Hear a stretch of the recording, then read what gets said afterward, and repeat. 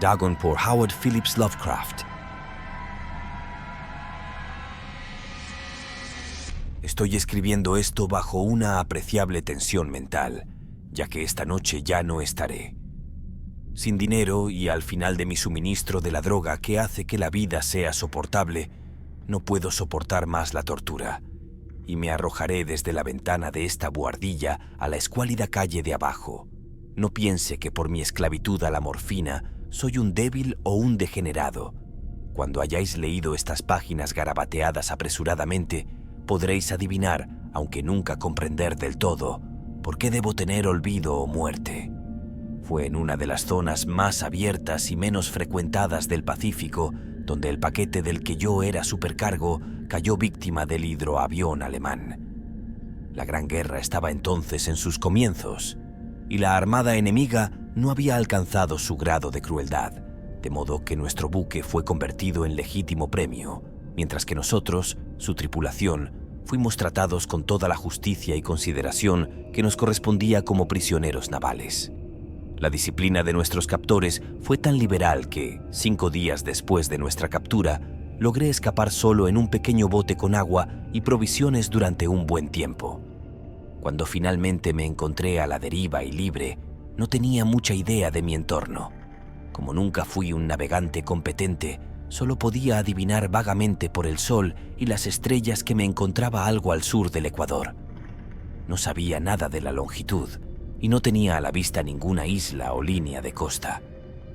El tiempo seguía siendo bueno, y durante incontables días estuve a la deriva bajo el sol abrasador, esperando que pasara algún barco o que llegara a las costas de alguna tierra habitable.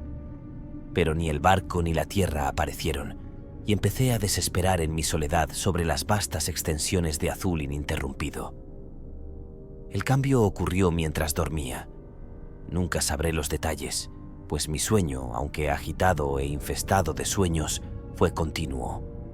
Cuando por fin me desperté, fue para descubrirme medio absorbido por una extensión viscosa de infernal fango negro que se extendía a mi alrededor en monótonas ondulaciones hasta donde podía ver, y en la que mi barco yacía encallado a cierta distancia. Aunque uno podría imaginar que mi primera sensación sería de asombro ante tan prodigiosa e inesperada transformación del paisaje, en realidad estaba más horrorizado que asombrado, pues había en el aire y en el suelo podrido una cualidad siniestra que me helaba hasta la médula. La región estaba pútrida por los cadáveres de peces en descomposición y por otras cosas menos descriptibles que vi sobresalir del asqueroso barro de la interminable llanura.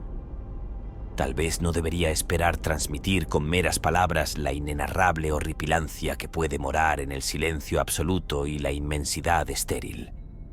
No había nada al alcance del oído ni a la vista, salvo una vasta extensión de lodo negro. Sin embargo, la misma plenitud de la quietud y la homogeneidad del paisaje me oprimían con un miedo nauseabundo. El sol brillaba desde un cielo que me parecía casi negro en su crueldad sin nubes, como si reflejara el pantano de tinta bajo mis pies. Mientras me arrastraba hacia el bote varado, me di cuenta de que solo una teoría podía explicar mi posición. A través de alguna convulsión volcánica sin precedentes, una parte del fondo del océano debía haber salido a la superficie, dejando al descubierto regiones que durante innumerables millones de años habían permanecido ocultas bajo insondables profundidades acuáticas. Era tan grande la extensión de la nueva tierra que se había levantado debajo de mí que no podía detectar el más leve ruido del océano en movimiento, por más que esforzara mis oídos. Tampoco había aves marinas que se alimentaran de las cosas muertas. Durante varias horas me senté a pensar o a meditar en la barca, que estaba tumbada de lado y ofrecía una ligera sombra mientras el sol se movía por el cielo. A medida que avanzaba el día, el suelo perdía parte de su pegajosidad y parecía que se secaría lo suficiente para viajar en poco tiempo. Aquella noche dormí poco y al día siguiente me preparé una mochila con comida y agua para emprender un viaje por tierra en busca del mar desaparecido y de un posible rescate. A la tercera mañana encontré el suelo lo suficientemente seco como para caminar con facilidad. El olor del pescado era enloquecedor. pero estaba demasiado preocupado por cosas más graves como para preocuparme por un mal tan leve, y me puse en marcha con valentía hacia una meta desconocida. Durante todo el día me dirigí con paso firme hacia el oeste, guiado por un lejano montículo que se elevaba más que cualquier otra elevación en el ondulado desierto. Aquella noche acampé, y al día siguiente seguí avanzando hacia el montículo, aunque el objeto apenas parecía estar más cerca que cuando lo divisé por primera vez. Al cuarto atardecer llegué a la base del montículo, que resultó ser mucho más alto de lo que parecía desde la distancia. Un valle intermedio lo destacaba más de la superficie general. Demasiado cansado para subir, dormí a la sombra de la colina. No sé por qué mis sueños fueron tan salvajes aquella noche, pero antes de que la luna menguante y fantásticamente gibosa se hubiera alzado muy por encima de la llanura oriental, estaba despierto con un sudor frío, decidido a no dormir más. Las visiones que había experimentado eran demasiado para mí como para soportarlas de nuevo. Y en el resplandor de la luna vi cuán imprudente había sido al viajar de día. Sin el resplandor del sol abrasador, mi viaje me habría costado menos energía. De hecho, ahora me sentía bastante capaz de realizar el ascenso que me había disuadido al atardecer. Recogiendo mi mochila, me dirigí a la cima de la eminencia. He dicho que la monotonía ininterrumpida de la llanura ondulante me causaba un vago horror, pero creo que mi horror fue mayor cuando llegué a la cima del montículo y miré hacia abajo, al otro lado, hacia un pozo o cañón inconmensurable, cuyos negros recovecos la luna aún no se había elevado lo suficiente para iluminar. Me sentí en el borde del mundo, asomándome por encima del borde a un caos insondable de noche eterna. A través de mi terror corrían curiosas reminiscencias del paraíso perdido y de la horrible escalada de Satanás a través de los reinos de las tinieblas que no están de moda. A medida que la luna subía en el cielo, comencé a ver que las laderas del valle no eran tan perpendiculares como había imaginado. Los salientes y afloramientos de roca ofrecían puntos de apoyo bastante fáciles para el descenso, mientras que después de una caída de unos cientos de pies, la declinación se volvía muy gradual. Impulsado por un impulso que no puedo analizar definitivamente, bajé con dificultad por las rocas y me quedé en la pendiente más suave que había debajo, mirando las profundidades estigias donde todavía no había penetrado la luz. De inmediato mi atención fue captada por un objeto vasto y singular en la ladera opuesta que se elevaba abruptamente a unos 100 metros delante de mí. Un objeto que brillaba blanquecinamente bajo los rayos recién otorgados de la luna ascendente. Pronto me aseguré de que no era más que un gigantesco trozo de piedra, pero tuve la clara impresión de que su contorno y posición no eran del todo obra de la naturaleza. Un escrutinio más atento me llenó de sensaciones que no puedo expresar, pues a pesar de su enorme magnitud y de su ubicación en un abismo que había bostezado en el fondo del mar desde que el mundo era joven, percibí sin lugar a dudas que el extraño objeto era un monolito bien formado cuya enorme masa había conocido la mano de obra y quizás la adoración de criaturas vivas y pensantes. Aturdido y asustado, pero no exento de una cierta emoción del deleite del científico o del arqueólogo, examiné más detenidamente mi entorno. La luna, ahora cerca del cenit, brillaba de forma extraña y vívida por encima de las elevadas pendientes que cerraban la cima y revelaba el hecho de que una lejana masa de agua fluía en el fondo, serpenteando fuera de la vista en ambas direcciones y casi lamiendo mis pies mientras yo estaba en la pendiente.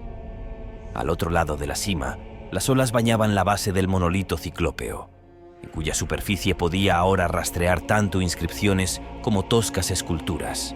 La escritura estaba en un sistema de jeroglíficos desconocido para mí y diferente a todo lo que había visto en los libros. Consistía en su mayor parte en símbolos acuáticos convencionalizados como peces, anguilas, pulpos, crustáceos, moluscos, ballenas y similares. Varios personajes representaban evidentemente cosas marinas desconocidas para el mundo moderno, pero cuyas formas en descomposición había observado en la llanura levantada por el océano. Sin embargo, lo que más me cautivó fue la talla pictórica. A través de las aguas intermedias, y debido a su enorme tamaño, eran visibles una serie de bajorrelieves cuyos temas habrían despertado la envidia de un doré. Creo que se suponía que estas cosas representaban a hombres, al menos a cierto tipo de hombres, aunque las criaturas se mostraban como peces en las aguas de alguna gruta marina o rindiendo homenaje a algún santuario monolítico que parecía estar también bajo las olas. No me atrevo a hablar en detalle de sus rostros y formas, pues el mero recuerdo me hace desfallecer. Grotescos más allá de la imaginación de un Poe o un Bulwer, eran condenadamente humanos en su contorno general, a pesar de las manos y los pies palmeados, los labios escandalosamente anchos y flácidos, los ojos vidriosos y saltones, y otros rasgos menos agradables de recordar. Curiosamente, parecían haber sido cincelados de forma desproporcionada con respecto a su fondo escénico, ya que una de las criaturas se mostraba en el acto de matar a una ballena representada como poco más grande que él. Observé, como digo, su grotesco y extraño tamaño, pero en un momento decidí que no eran más que los dioses imaginarios de alguna tribu primitiva de pescadores o marineros. Alguna tribu cuyo último descendiente había perecido eras antes de que naciera el primer antepasado del hombre de Piltdown o de Neanderthal.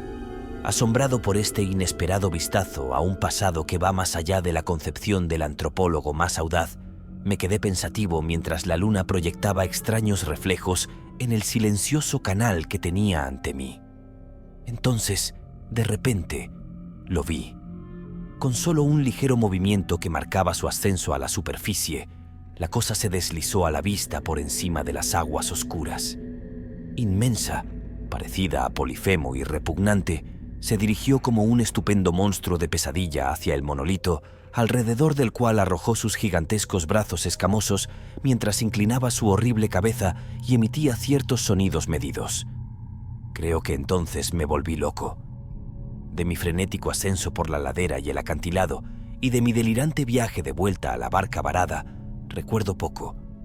Creo que canté mucho y me reí de forma extraña cuando no pude cantar. Tengo recuerdos indistintos de una gran tormenta que tuvo lugar algún tiempo después de que llegara a la barca.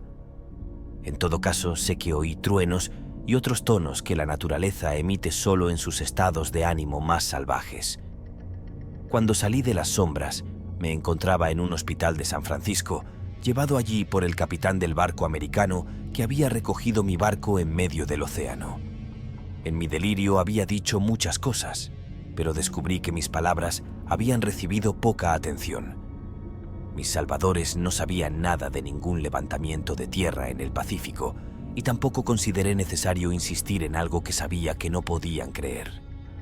Una vez busqué a un célebre etnólogo y lo entretuve con peculiares preguntas sobre la antigua leyenda filistea de Dagón, el dios pez, pero pronto percibí que era irremediablemente convencional y no insistí en mis indagaciones. Es por la noche, especialmente cuando la luna está gibosa y menguante, cuando veo la cosa. Probé la morfina, pero la droga solo me ha dado un alivio transitorio y me ha arrastrado a sus garras como un esclavo sin remedio. Así que ahora voy a poner fin al asunto, habiendo escrito un relato completo para la información o la diversión despectiva de mis compañeros. A menudo me pregunto si no habrá sido todo una pura fantasía, un mero fenómeno de fiebre, mientras yacía asoleado y delirante en el bote abierto tras mi huida del buque alemán.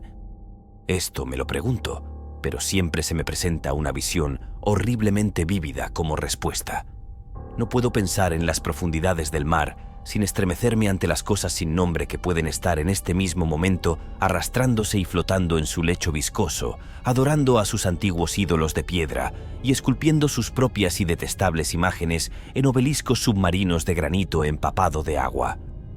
Sueño con un día en el que se eleven por encima de las olas para arrastrar en sus apestosas garras los restos de la humanidad enclenque y agotada por la guerra.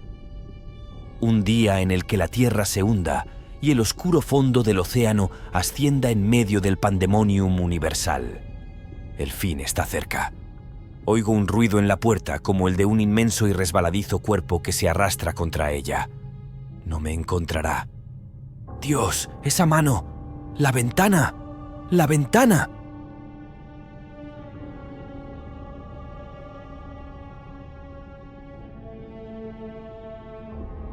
Esta historia fue presentada por Lovecraft House. ¿Te gustó este contenido? No olvides suscribirte al canal para más historias y exploraciones Lovecraftianas. También visita nuestro sitio web oficial y descubre todo lo que el universo de Lovecraft tiene preparado para ti.